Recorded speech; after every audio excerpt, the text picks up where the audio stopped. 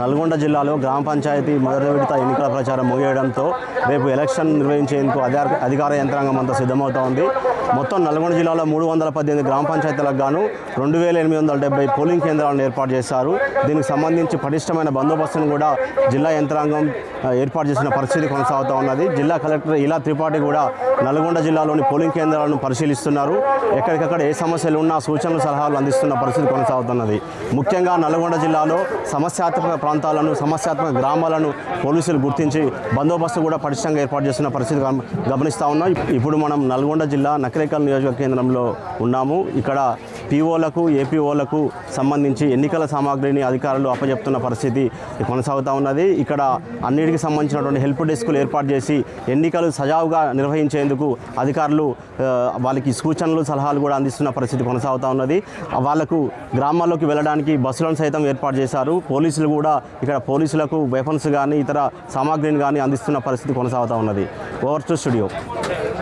16 ఉన్నాయి. 16లో మనకు route mobiles 7 route mobile ఉన్నాయి. 7 రూట్ మొబైల్స్, ఒక స్టాఫ్ పోలింగ్ సిబ్బంది, అంటే పోలింగ్ సిబ్బందితో పాటు బూత్ దగ్గర పడ్డటువంటి పోలింగ్ స్టాఫ్ ఒకటి. రెండోది స్ట్రైకింగ్ ఫోర్స్.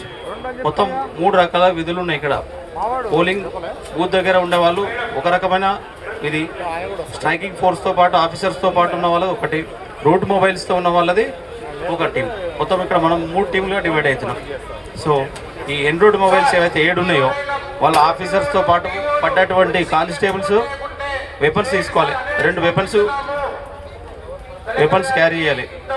ఆ 2 కూడా ఆ వెపన్స్ మీ పోలీస్ స్టేషన్లో మన మధుకర్ అని ఉంటాడు, అక్కడ ఇది అయిపోయిన తర్వాత రూట్ మొబైల్స్తో పాటు మీరు వెపన్స్ తీసుకొని ఇక్కడ ఉన్నటువంటి 8 బస్సులు ఉంటాయి వీళ్ళకి పోలింగ్ సిబ్బంది. చరిత్ర సృష్టించినోడు ఇప్పుడు ఆ చరిత్రని తిరగరాయబోతున్నాడు. అబద్ధాల గోడల్ని బద్దలు కొట్టి నిజాలను రాగా మీ ముందుంచబోతున్నాడు. నిజమైన వార్తల కోసం వెంటనే డౌన్లోడ్ చేసుకోండి రా యాప్ని.